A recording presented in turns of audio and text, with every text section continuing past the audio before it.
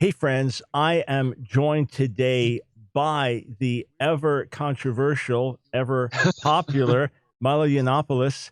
You may have heard him in the news more in the past. What's happened? What's going on with him being deplatformed? What does he really believe? Where is he being falsely accused? We're going to have a constructive, honest discussion. But it's important, as so many of my listeners are evangelical Christians, that I remind you that when I had a previous interview with Milo, we discussed lots of issues that we were in harmony with in terms of conservative values, etc. Of course, the contradiction being that Milo is a practicing homosexual and yet finds a contradiction between that and his Catholic faith. So, of course, I sent him Can You Be Gay and Christian? A Queer Thing Happened to America.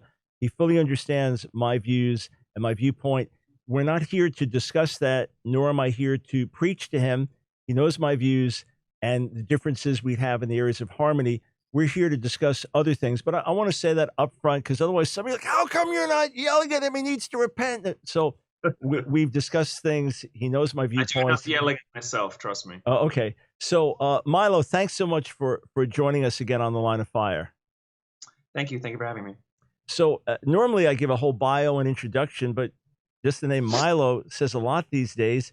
It wasn't that long ago that you had a book that was #1 on Amazon before it was even released, well before it was released, as soon as it was announced, that you were kind of everywhere, your voice was everywhere. Then the publisher drops you for allegations that you were pro-pedophile, obviously outrageous allegations. And then next thing, you're getting deplatformed left and right. Obviously, this was not an ego issue to you. You had a message you wanted to get out, but how's this affected you all personally? It's got to be a pretty intense experience to go through all this. I think if I'd been alone, it would have been. It has helped having some emotional support at home. But honestly, I treat my career, I'm able to emotionally compartmentalize what I do, if you like, for work and what's real, what's, my friends, my family, my relationships. So it hasn't had the kind of unraveling effect on me that it has on some of my friends. Laura Loomer, for instance, is an investigative journalist and a stunt artist and prankster. And she's, I think people are pretty worried about her with some justification because of what's happened to her recently. I wouldn't say that it's had a tremendously emotional effect on me, but of course it has had a effect on my career and my profession. It doesn't matter what they identify as a BS explanation for, trying to deplatform you or reject you from public life. It's important that people understand those of us who have been systematically deplatformed, and this is all about the next election. This is all about, getting Trump back in again. Those of us who've been systematically deplatformed have been excluded from public life, not because we believe anything outrageous. Anytime you hear a quote that I'm supposed to have said, or something that I supposedly believe that shocks you, it's almost always a lie. We're deplatformed and we're excluded from public life because we're effective, because we're persuasive, because we convert people. That's what's really, truly dangerous, because we're political evangelists who speak and write and appear in public and convert people away from the sick madness of the Democrat Party, in droves by the thousand. And that's why we represent an especial risk to the progressive left. And it's why they've come for us before they've come for people who actually are right wing. I don't believe in, a white ethno state, but there are people who do. And those people are still on Twitter. Yeah. Richard Spencer, David Duke, these people are still on Twitter. They're allowed to operate their Twitter accounts without fear or favor, without worry. Because every time somebody sees one of those people, it's supposed to sort of cast the right in a negative light. It serves the left to have Richard Spencer and David Duke out there who are unashamed racists and white nationalists and white supremacists, whereas those of us who are not, but who are very effective at getting people persuaded, or find ourselves banned. Gavin McInnes, Laura Loomer, Alex Jones, Milo Yiannopoulos. What do all these people have in common? A respectable, reasonable, center-right clutch of opinions and popularity. That's key to understanding what this is really about. So, Milo, let me throw another name in the equation here. We get flack constantly because we take on the moral cultural issues, because we take on LGBT activism and militant abortionism. One day I woke up to discover, I think 1,200 or 900. I think it was 900 of our YouTube videos had gotten demonetized overnight. It's just like, well, what Oh, I happened? saw. And Yeah, I saw yeah, something about and instantly, literally, this can go on for months. The moment the video goes live, instantly, it can be Dr. Brown answers your Bible questions. Dr. it. Brown Yeah, wishes you a nice day. The yeah. instant it gets flagged. It's like, what Yes. is it getting flagged for? And then we request review it. But anyway, so I mean, we're used to this going on, but thankfully we're still able to get our voice out and haven't been deplatformed. We just had a lot of battles to overcome. But let's add in another voice, Alex Jones. He's been deplatformed. I appreciate some of what he says, but he's way too conspiratorial for me. Where do you fit him in? Do you identify with the Alex Joneses of the world? Where, because you gave a list, Laura, Gavin, Yeah, etc. yeah. But Well, Alex is a friend of mine. I think he's brilliant at what he does. I probably share the same views as you about his on-air performances. Some of it sounds great. The rest of it, I'd rather do without. But I think Alex is wonderful. There's certainly no justification whatsoever for nuking him off the platform. The way to understand Alex Jones and to understand Infowars, and you as somebody who talks about religious issues will understand what I mean perhaps better than others. People always are asking, what is Alex Jones's deal? Does he really mean all this stuff, and is it all an act? Yes, he does mean it, and no, it's not an act. The best way to understand Infowars is as a ministry. The best way to understand Alex Jones is as a preacher in that Southern style who uses very metaphoric and colorful language to describe the world that he sees around him. So when he talks about the Democrat Party being satanic, when he talks about, lesbians being demonic and all the rest of it, he's using a sort of heavy laden metaphoric language to describe something that he thinks is morally deplorable, let's say, or sick in some way. Now, he's not a man of great deep spiritual faith as you or I might understand it, but he's using the language of religion to describe morally things that he has identified as being corrupt, sick, corrosive, negative influences. And he's right about them all. I mean, there's a sort of political lesbianism in the, Democrats and gender studies departments in universities. He's not wrong about that. Right. He's not wrong about a lot of this stuff. The language he uses sometimes puts people off more than his actual opinions. And that's what I think leads people to think that he's, a bit cuckoo. But he isn't. He's simply using the language of religion to pass moral judgment on things he sees as being corrosive to the American body politic and antithetical to the idea of America. And that seems to me to be entirely reasonable. It's obviously very persuasive. It's a very popular way of doing things. And if you understand him that way, I think he makes a little more sense. I think you can reckon with him a bit more comfortably if you understand that Infowars isn't an online news channel, it's a ministry. And I think Alex is great and an essential part of the ecosystem. Right. Now, when he was deplatformed, I immediately wrote an article, whether I agree or not. We're not going to repeat the Martin Niemöller poem from the Holocaust. They came after this one, and I didn't say anything. They came after that one, I didn't say anything. I said, when they're coming after Alex Jones, they're coming after me. They're coming after you. So I've been with you in that regard, despite differences I would have, especially a lot of the conspiratorial stuff and false flag stuff. But sure. The larger association question, this is something I want to dig into and try to sort through with you in terms of the intellectual dark web and the alt-right and anti-Semitism, et cetera. But just back on your end, so that those that don't know you up close and they just hear a rumor, you said this, you said that, what was the reason that you lost your book contract? And what would you like to set straight about the accusations against you? Yeah, I mean, I don't want to spend a lot of time doing this because I think that the strategy of the left is to constantly put you on the back foot. So you waste 3/4 of every interview you do retreading ground when everybody knows the truth already. The people making the false allegations know it's not true. The people who like you know it's not true. But you have to go through this sort of excruciatingly immiserating. We'll make it quick. We'll make it real quick. I've been the victim of clerical sexual abuse and have written a book about it and have made jokes about it because as is my want. That is my prerogative. If you don't like me making jokes about things that have happened to me, don't come to see me talk and don't buy my books. But it was falsely suggested from a few remarks that I made on a late night live stream years ago that I was somehow soft on child abuse or I was pro pedophilia or whatever. Nothing could be further from the truth. I'm a victim of it. This is a classic example of the sociopathy, the cruelty of the left that will take somebody on the receiving end of something and misrepresent them knowingly so as a proponent for that same crime, that same moral outrage. It is the most atrocious and disgusting imaginable tactic. It's appalling. And selectively edited videos which cut out where I say I think the age of consent is about right. I talk about a lot of edgy issues. I talk about sex, death, love, money, religion, politics, you name it. And I get into I get into thought experiments and devil's advocacy, on 4 5-hour live streams with people on YouTube. And it's not difficult to snatch a few quotes, jam them together and say, this guy's, pro anything. You could create, there are hundreds of hours of me talking about very delicate subjects over beers, at 3 a.m. with people on the internet. And it wouldn't be possible to construct a case that I was pro anything if you wanted. So it's garbage. Everyone knows it's garbage. The people who pretend it's true know it's garbage. The people who are angry about it know it's garbage. I know it's garbage. You know it's garbage.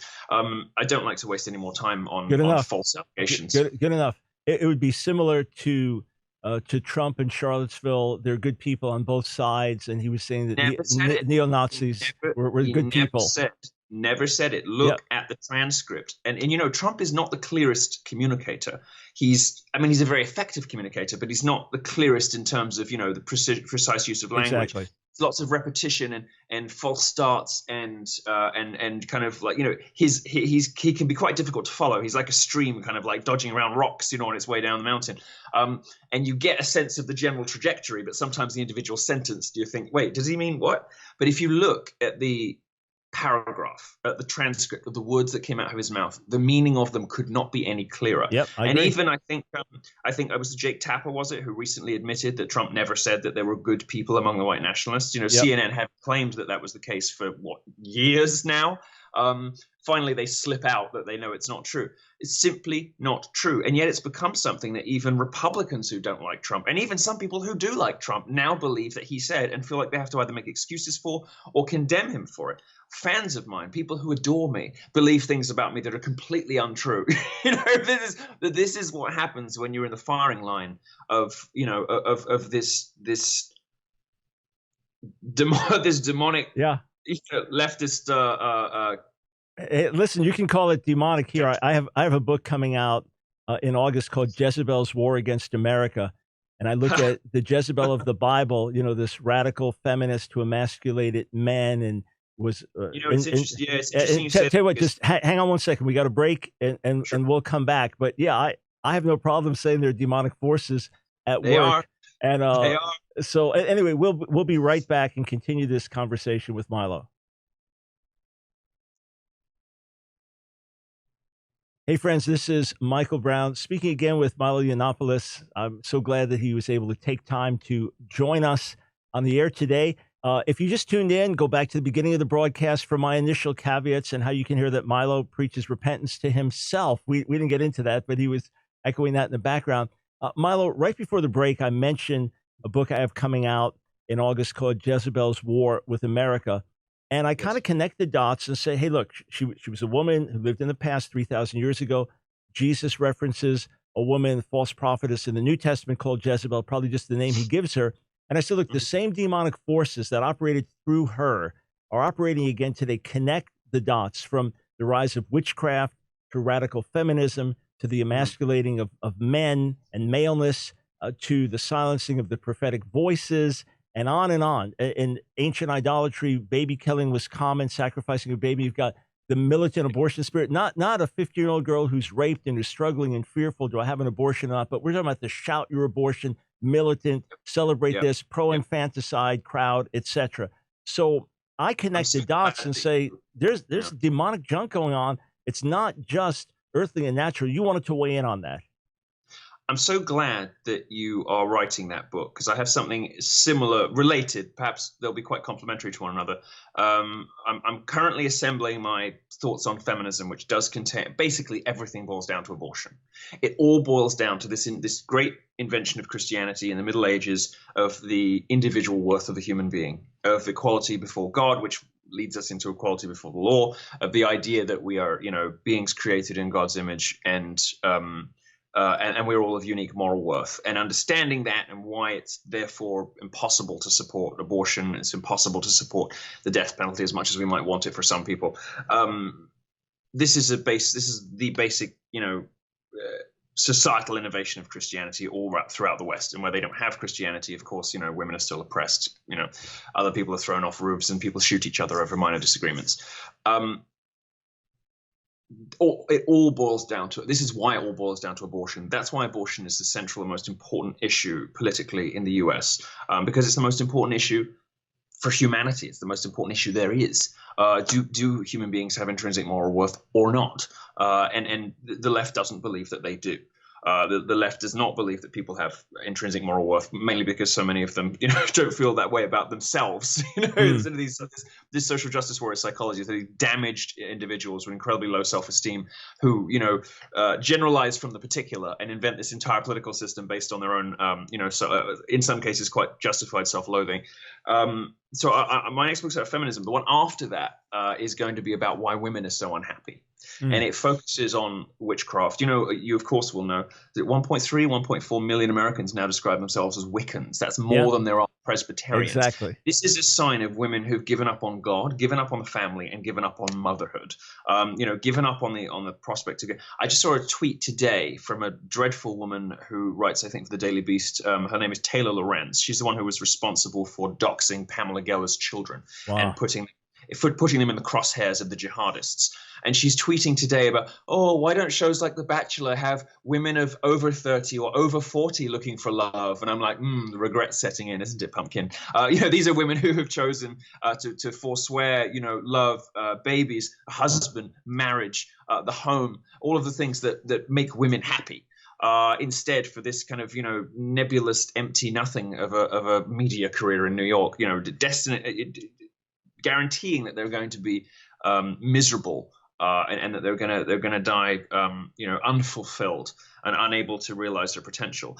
And so I'm seeing this happen everywhere. And the rise of witchcraft is really just a symbol of this. And it's it is giving up on the family motherhood. I'm so glad you're writing this. I can't wait to read your book because I think yours is going to come out before mine does. So I'm sure I'll lean on it heavily.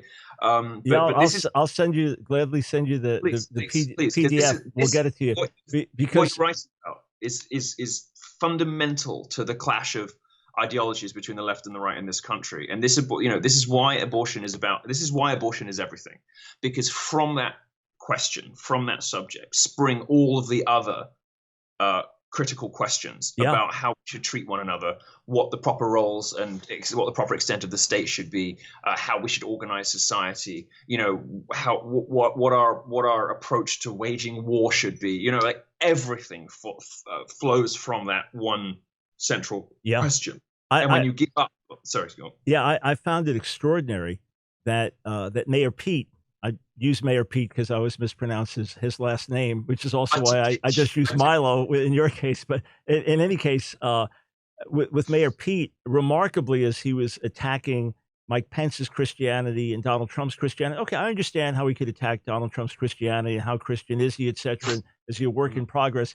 But he refused to make a statement about late-term abortion, but then pointed to one of his favorite verses in Scripture, Matthew 25, when Jesus talks about caring for the least of these, which he then applies to illegal immigrants. It's like, hang on, you have a heart for illegal immigrants, some of whom are criminals and shouldn't be here, and Mexico doesn't want either. You have a heart for them, but you won't even make a statement about late-term abortion.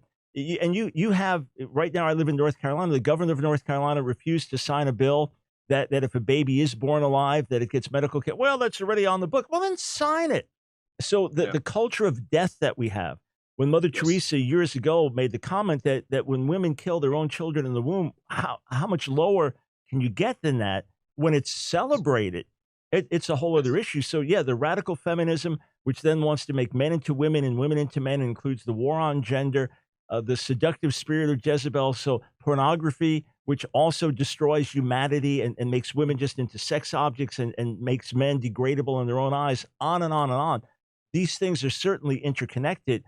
And where it goes the way of death. It doesn't reproduce, it doesn't bring life, it doesn't enhance another generation. And once again, a recent survey repeated the results of previous surveys that religious married women were the happiest of all with their sex lives and in Yes, general. they This brought has happened themselves for the happiest. decades. No surprise. Always true. Also, of course, every survey that comes out shows that Republicans and Republicans or right-leaning people in general are massively better looking. They're much more physically attractive because they and this is not as frivolous or as flippant as it sounds. It's because those of us who have an appreciation, understanding for, reverence for institution, for religion, for the family, understand also the importance of beauty and truth and joy and these central Christian virtues that have made the West a nice place to live. And we have we know that there are objective beauty standards for men just like there are for women, and that they change a little over time, but not that dramatically. Sort of okay, yes, the ideal womanly shape has grown and shrunk, gently oscillated over time in the West, but it's never been Lena Dunham. And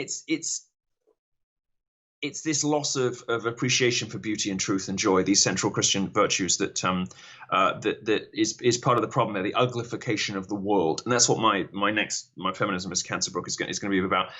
Chesterton Chesterton in Orthodoxy says that suicide is the greatest kind of crime anyone can commit, because it's not like killing one person; you're effectively killing the world. You're unmaking your entire world.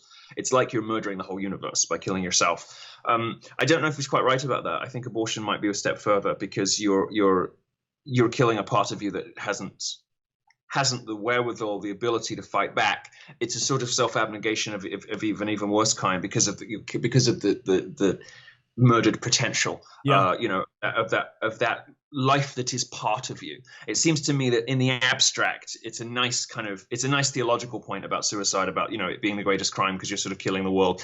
But in real moral terms, actually, you are murdering your own potential and future. Yeah, and you're making the choice and imposing the choice, and violently so, on someone that's innocent and expecting it should be the safest place in the world is the mother's womb.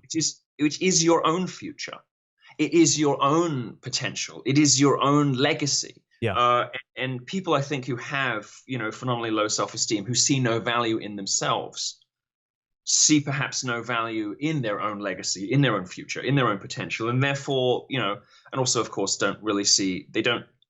because there's this extraordinary strain of sociopathy on the left, I think, and it's a natural consequence of not having faith, not having respect for the family, and not having true proper love for other people, which can only come from the realization that other people are made in the image of God, have individual worth, right? If you don't believe that, I guess it's quite easy to just to fool yourself into the clump of cells thing and just say, yes, doctor, suck it out. Excuse the phrase, but that's what they're doing. Sell the parts off for scrap. This kind of sociopathic, like jaw-droppingly horrendous attitude to life is the natural consequence of not treating other human beings as people with intrinsic worth and value. And you can see that woman that I mentioned earlier, Taylor Lorenz, who's now kind of regretting her life choices, the ease with which, and even the glibness and worse than that, the gloating after she'd outed Pamela Geller's daughters, said, "Oh, these women that are famous on Instagram, did you know their mother is, Islamophobic, crazy Pamela Geller, trying to get these kids in trouble, trying to get them fired, trying in the most unspeakably awful way to drive a wedge between mother and daughters." And she must have done enough research to know that the kid's dad is dead, right? So she's been bringing Pamela's been bringing her children up alone. They are incredibly close and tight, but they have always been scrupulous about not identifying, one another in public to keep everybody safe. And the sort of gloating with which Taylor Lorenz is sort of like carving up families bragging about having outed this because somebody has a slightly different ideological opinion about whatever. This is the mind of somebody who kills children, who stays unmarried, who suddenly wakes up one day at the age of 35 and says, "Oh my goodness, what have I done? What have I done with my life?" Well, you asked for this. You brought this on yourself. So I don't shed tears for people like that, although I believe that there's, of course, redemption available for everybody. I don't shed tears for her wasted life and opportunity because she had every available chance she had every I mean, this is a rich girl from Connecticut. She had every bit of data in front of her. She had all the resources possible to make the right choice. And she consistently, studiously and deliberately made the wrong choice. I got to jump in. I'm studiously, deliberately jumping in. We got a break. We'll be right back with Milo.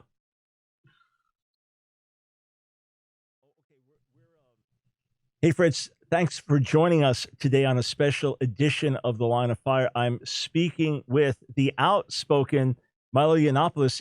I could make this the easiest interview of my life. I could ask Milo a question and come back 20 or 30 or 40 minutes later, go out, make myself a salad, come back, and he'd still be weighing in, but articulate.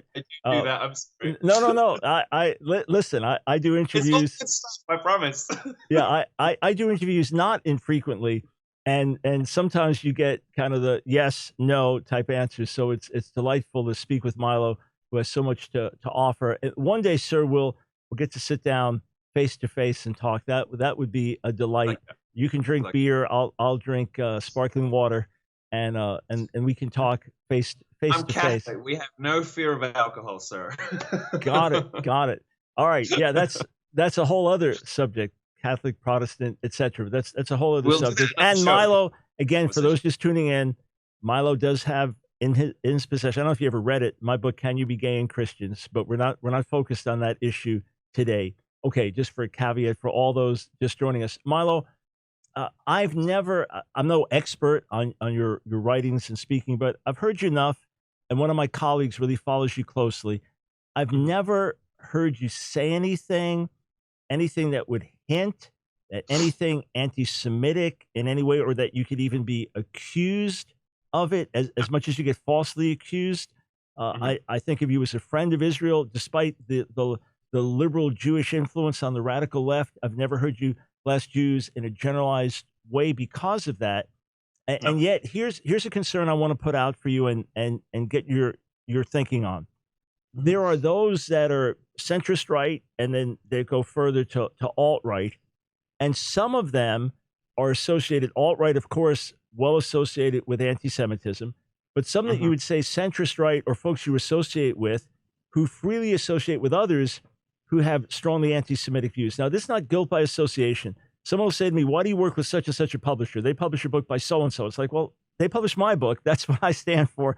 I can't account for everyone that publishes. But say your friend Vox Day, you wrote a foreword to his book on Jordanetics that came out in November. He's now got a platform, unauthorized.tv, together with Owen Benjamin. And I've challenged Owen Benjamin's recent virulent anti-Semitism, extraordinary statements being made that to me are very dangerous. There are others that Owen Benjamin is working with, E. Michael Jones, Catholic scholar I've had on my show, and we've had some very, very deep, serious differences. I'm not holding you responsible for any of that. I'm not holding you responsible for. But I'm happy to talk. Yeah, but I want to get clarity, because there is something that I'm seeing rising up, a fresh wave of anti-Semitism. Some of it in Christian garb, some of it in its classical, more secular forms. And it seems to be on some of the sides where otherwise I'd agree with the conservative positions. And again, with your association with Vox Day and him just with Owen Benjamin on his platform, I think it's worth discussing. I don't feel like it's just some rabbit, chasing a rabbit somewhere. No, look, I'm happy to talk about it. So you're friends with so-and-so, or you've worked with so-and-so, or you have been partners with so-and-so, who's friends with so-and-so. This is a level of, everybody's guilty by that metric, right? By that standard. Yep. And I don't think it's a particularly useful way to go about anything. I will agree with you that I've been very disturbed by some of the things that I've seen on Owen Benjamin's social media feeds. And it seems to me like a sort of this runaway train where, first of all, he was just taboo breaking because, of course, for the left, they've got, racism, sexism, homophobia, transphobia. On the right, you might argue that anti-Semitism is a similar kind of taboo. And if, for Gen Z, for, post-millennial generation, by the way, since when did the left care about anti-Semitism in Israel? Never, until they could use it to beat Trump, despite the fact that his daughter is a Jew now, and his son-in-law, it's crazy. And his grandchildren, at one point, all of his adult children were either married to Jews or dating Jews. Insane. Right. But suddenly the left has decided it cares about anti-Semitism. All right, nice one, guys. Look, I've been invited to go on with Owen Benjamin, and I have declined on his, live streams and all the rest of it, because I don't like a lot of what I see over there. But that to me personally is no basis on which not to do business with mutual friends. There's probably things about Vox's opinions that you wouldn't like either, and I don't care whether you like that or not either. I'm responsible for what I say, and I'm responsible for what I do. And if I incite people into ugly thoughts about others, then I'm responsible for that. If I incite people into violence, I'm responsible for that. I'm not responsible for anything that anybody else does.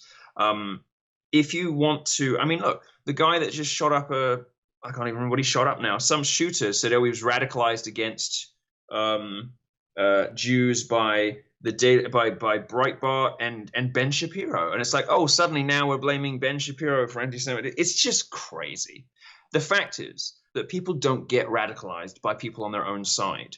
You don't get pushed to the far right by people in the center right like me. You get pushed to the far right by looking at the behavior of the far left.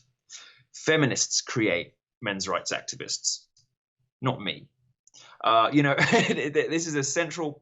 This is just such an obvious fact that doesn't even seem to occur to anybody that it hardly bears repeating.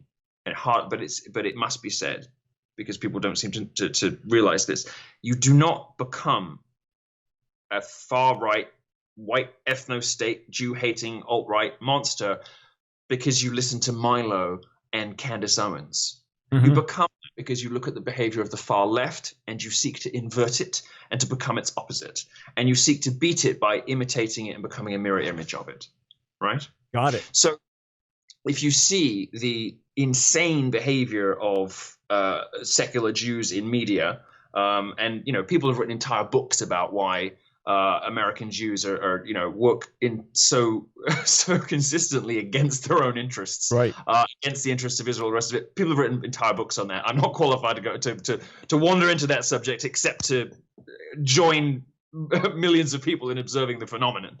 But if you observe that on the left, then of course you're going to want to tease and needle and prick these people in whatever way works. And for Generation Z, who have never met anyone who was alive during the Second World War or thereafter, in the Holocaust or in the immediate aftermath, the Holocaust is the Shoah, if you like, is an abstract concept that doesn't really speak to them any more directly than the French Revolution does. And when they see, just to jump in. Also, with a lot of the social justice warrior crowd, there is a healthy desire to stand with those that are perceived to be victims or outcasts. It goes in extreme ways. It goes in unhealthy ways. Jewish, but all the ringleaders. What happens? This is what what the far right is reacting against. I don't think it comes out of any sort of deep-seated hatred of the Jewish people rooted in historical prejudice. I think they're just looking out at a corrupt, sick media, a corrupt, sick entertainment industry, a corrupt, sick news business, and are correctly identifying that Jews, and I'm matrilineally speaking Jewish. My mother was a Jew. I was raised Catholic. I consider myself Catholic, but technically, according to Jewish law, I am Jewish too. So why we, let's say, are hugely overrepresented in those industries. Right. Why? There's no like you, our extraordinary natural abilities. That's why we have so many Nobel Prizes. Whatever. It is nonetheless true to say we are overrepresented in those industries. And I think this young wing of the far right, let's say, is looking out on it and saying, well, every single person I see with a blue check mark on Twitter saying totally bonkers things always seems to be Jewish. Right. Why is that? Right. Now, in ACLU or Southern Poverty Law Center, et cetera, these different groups. Right. And it's not an unreasonable question to ask. Right. Now, and it's nothing anti-Semitic to ask the question. Just the No, point no, I was going to make was that the social justice warriors, they'll often, you were mentioning that Holocaust is distant and World War II is distant. So I think even so. the birthing of Israel out of the ashes of the Holocaust and how miraculous that was and how They tiny don't Israel, remember how that. could it even survive? That's all past. That what they're conscious of is in their mind, Israel is the bully and the Palestinians are the victims. And it's not to say that everything Israel does is right, but that adds in. So you've got the anti-Israel narrative. Well, And we're mixing up generations here, I think, because for the millennials, they're very pro-Palestine. exactly For them, Israel's a bully, right, and Israel is a proxy for all the things they don't like about America. right.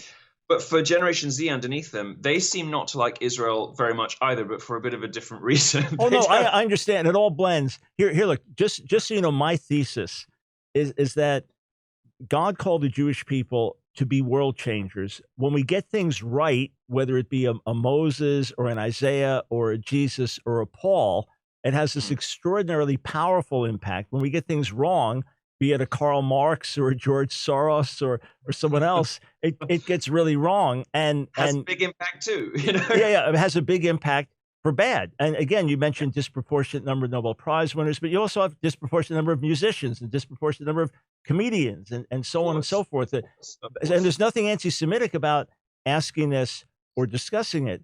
I So don't think so. And the other thing you got to bear in mind is this Generation Z, they grew up trolls, and this is why I have such an affinity with them. They're mischief makers by nature because they're creatures of the internet, and they're looking for taboos to smash.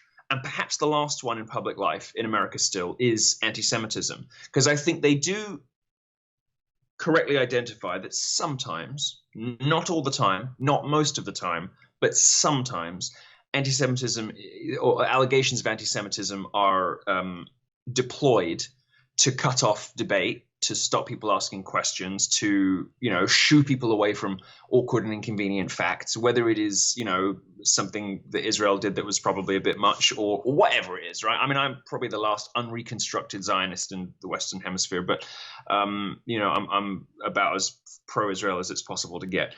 But let's say if you were to say something like, well, maybe that was a bit of an overreaction, and probably in PR terms, it might not be good to do such and such. It's like, oh, this is just well, yeah, no, I'm going to jump in just because I've got a break coming up, and Sure. then we'll get back to your comments. But let me just say this: having written a book and came out in '92 and it's been continuously in print ever since, about to revise and update it in September. Our Hands Are Stained with Blood, which looks at anti-Semitism in church history and then in secular society. It is extraordinary. Now that I've confronted some contemporary anti-Semites, and I'm doing it as a Jewish follower of Jesus, the level of vile attacks. I mean, I get them all the time, like you do, and the death wishes and the this and that. But the amount that it just suddenly everybody comes out of the woodwork from all different angles, and what brings them in common, black supremacists, white supremacists, what unites them is Jew hatred. And so, sure, anti-Semitism can be overused and there can be an overreaction. You can criticize Israel without being anti-Semitic. You can criticize the actions of liberal Jews without being anti-Semitic. But there is this, to me, it is quite demonic. There is a lot of it, but I will say in many cases that these people are 17-year-olds in their bedroom, motivated as much by trolling. I understand. And the idea of breaking and upsetting people as the contents of what they're actually saying. As much, 50-50, maybe more, maybe a lot more. I would argue a lot more, but at least 50-50. All right, we'll be right back. You did a radio break there, Milo. That was perfect. Hey, friends, I'm speaking with Milo Yiannopoulos. This is the second time he's been on the line of fire with me. What I found fascinating with all of my strong biblical stands about homosexuality and things like that when Milo was on the first time, I saw a lot of comments. Oh, two of my favorite guys, two of my favorite thinkers. So obviously the areas that unite us and the concerns that we have, and even with that, the Christian perspective come across loudly and clearly, which is quite fascinating. So Milo's been deplatformed. He has suffered unjustly in terms of unfair treatment and people just trying to ban his voice. But obviously Milo's still here and still moving forward. So what's next for you personally and professionally? I think the tolerance of your audience, by the way, speaks to their suppressed secret inner Catholicism, recognizing that we're all fallen and broken and imperfect, and that this is why evangelical Americans felt comfortable voting for Donald Trump, because they knew they weren't voting for heaven on earth. That's a Marxist false promise. But by the way, that's Bible. Fallen man, that's Bible, not Catholic. But anyway, go ahead. Well, I'm talking no. Go ahead. I know. Just being able to overlook something really quite huge and see that there is value to be found in a contradictory and imperfect person or whatever. I mean, this is the root of the difference between Protestants and Catholics. Is what's that, Evelyn Waugh? Is it you guys go to church because you think you're good people, and we go because we know we're not. There's this little inner hidden shard of Catholic tolerance in your audience, clearly. I am sort of leading the charge now with my friends Laura Loomer and Alex and Paul Joseph Watson, trying to persuade them all to completely abandon social media. Whatever they haven't been banned from so far, just leave anyway. Clearly, social media is not for us. It's not for conservatives. We made a huge strategic error handing over distribution and amassing our audience on platforms owned by people who are dedicated to our annihilation, who want to see us, forgive the expression, pushed into the sea, who want to see us completely annihilated, who want to see our values driven from the public square, and want to see us dead in the case of Antifa, which is the military wing of CNN. Now, what I want to do is for us to bring our content and our work back on our own platforms and our own technology, and that means not wasting all of our best stuff on clever and funny tweets or throwaway nonsense, but writing books, documentaries, doing shows. So I'm going to be writing a big book every year from now on. The one this year is called Feminism is Cancer, my famous phrase that I came up with in 2015-16, which got me in. That's when my card was marked from that point, So that's my big book. It's going to be a handbook for young men in how to spot and deal with women who are getting misled by this poisonous and diabolical ideology. And then the second one, the year after that, is provisionally titled Damaged, Why Women Are So Unhappy. And it's going to go in, as we discussed earlier in the show, to witchcraft and childlessness and all the rest of the bad decisions that women are making and the effects that has on everybody, on the rest of us. I'm also I'm just in the process of closing funding for a new weekly late night chat show, which is going to be my version of, let's say, a Johnny Carson show, using my, characters and stand-up comedy and interviews and all the rest of it for a sort of an hour long.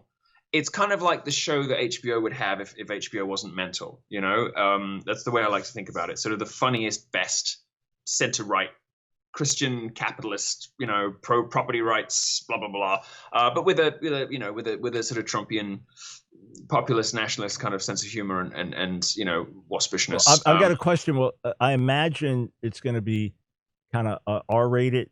In other words, would I be allowed to be a guest? Yes. Would I be allowed to be a guest even if I refuse to use profanity? Would I be allowed on? There will be lots of not lots, but there will be the case. Let's put it like this: if things slip out, they slip out. So some of your audience will want to watch with a 5-minute delay and hands over the ears, but their kids will love it, and it will save many of their children from the worst. But this is again, this is take the rough with the smooth. This is being a Catholic, have this easy get out like that. Now, that's what I'm up to. So it's going to be lots of fun. I'm writing a big. Are there new social media platforms or other type platforms that you're aware of that you don't have to divulge it, but that are developing as outlets? There are a couple. I mean, the Trump campaign is saying they're going to try Parler, and I'm on Telegram now. But the problem is every time you move your audience, you get this massive attrition. I mean, right. I had 2.3 million people on Facebook, 850,000 I still have on YouTube for as long as I have that, 400,000 on Instagram. Every time you move, you lose like 3/4 of the audience, right? So eventually you're moving from minor platform to minor platform, keeping 20 people with you. Mm-hmm. Now, what we have to do is pull our audience in, email lists and our own websites, and it was back to the good old days of the Yahoo directory. You want to see what Milo's up to, you have to go to his website, to go to dangerous.com and see what Milo's up to. Conservatives are just going to have to work a bit harder than they're typically used to doing to find the stuff that they want, and that's just the way it is. So I'm retooling my enterprise and operation and business model and all the rest of it at the moment to take account of that fact, and working with the others in the movement to get everybody on board as well. So we're my new show, I'm going to ask people not to share it on social media. You know, banned from sharing it on social media. Please do not. If you're desperate to share this wonderful, hilarious content with somebody, send them an email about it, or buy them a subscription. But please do not share anything I do on social media. I beg you. If you're a fan, if you love me, stay away from Twitter. It's quite a ballsy thing to do. It means the growth will be slower in the early days, but the audience you do retain will be real, and they'll be yours, and they'll be friends, and they'll be supporters, and and that's something that people cannot take away from you. We've got to become, as they say on the internet, anti-fragile. We've got to have a sustainable, repeatable business model that enables us to get our message out and to sell people books, but also to just talk to them. Do you ever do debates? Would you like to do a Catholic versus Protestant debate one day? I would love to do that. I think I might be a little intellectually outclassed doing it with you, but I am always up for a challenge. So I will say yes now and get reading immediately. But I would love to do that. Okay, and for those that may not have followed what Milo was saying, he wasn't insulting me. He was being self-deprecating because someone goes, Milo insulted you and said you're not this intellectual. No, he was being self-deprecating. But anyway, just remember, I didn't bring up the Protestant Catholic thing. All right, so we've got 4 minutes and change, and Milo, what I'm glad to see is that despite everything you've gone through, you are not just fuming bitterness, and you were not just in a pity party. You're just all the more determined to get a message out. So 4 minutes, if we focus on abortion, radical feminism, why is this ultimately the life and death issue for the nation? Well, we mentioned earlier in the show about it being ultimately boiling down to whether or not you think that other people have intrinsic moral worth and value, right? Now, the behavior of the feminists, of the social justice warriors, and all the rest of it comes from their own brokenness and sociopathy. It comes from their own, bitterness and hatred and self-loathing and all the rest of it. It's very much like the world. They feel the world has hurt them, so they want to hurt it back. And what the cancer that's eating away at the heart of the American public life is it's a particular kind of female sociopathy. It's the kind of like I can switch my brain off and wander into Planned Parenthood kind of sociopathy. As journalism becomes feminized, and as these industries become, if you look at the industry, if you look at the industries that are completely female dominated already, like publishing, everyone who works in publishing is a woman. There are almost no heterosexual men working at Simon & Schuster, for instance. These are the places where that rot has really not just set in, but eaten the entire business out. And that's why they're all insolvent and why the books they publish are so awful. This sort of mean, vindictive sociopathy of the sort of feminist social justice left is really, it's at the heart of everything that's ugly and horrible. The censorship on social media, it's men like debates. You just challenged me to one. I accepted immediately, in the full knowledge that I will probably be outmatched, but loving the prospect of it and relishing the idea because I know that I'll learn something and I'll enjoy the thing. Women don't typically like that. So they don't like confrontation. They don't like conflict, and they tend not to deal very well with it when it arrives.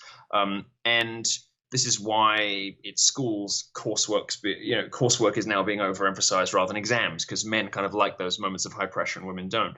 The censorship on social media comes from the platforms becoming feminized and turning into this sort of domain of women where conflict and disagreement is violence, all this kind of stuff. This is the feminization of society, the loss of the idea of these heroic masculine virtues. Abortion is at the heart of all of this, because if you are able to do that to a life inside you, able to do that to a baby, it stems from the point of view of holding the belief that other people don't have value and don't have worth, or don't have the same degree of worth that you do. Or if you have no idea of your self-worth or self-confidence or value of yourself, how can anybody else be worth anything either when I feel so terrible? This is at the heart, this is at the root of leftism, and particularly the sort of feminist cultural leftism that we're all fighting against. And it's what's destroyed these industries. It's what's destroyed the press and publishing. It's what's destroying social media and Silicon Valley. And it comes from, at its heart, not seeing other people as human beings. And that's why it sounded like I was going off on a tangent then, but that's what I'm getting Yeah, at. yeah. Not seeing other people as human beings, not and the loss of empathy and understanding and sympathy and and humility and just the loss of humanity that ultimately comes from not recognizing that other people are people too, Yeah, and the that we're all least of created these. equal. Yeah. That we're all people created in the image of God, and we're all worth something. The left doesn't believe that. This is why the communism uses people instrumentally, versus on the right, where we typically have more of a focus on individualism because we respect the uniqueness and the potential and the extraordinariness of every one individual person, whereas these collectivist ideologies just treat people sort of, as I say, instrumentally. All right, I gotta jump in, friends. Dangerous.com. By the way, we're both branded Dangerous, but you've got the website dangerous.com. I look forward to continuing discussion with Milo. Thanks for joining us today, man. I appreciate it. It's been so much fun. Thank you for having me. I'll talk to you soon.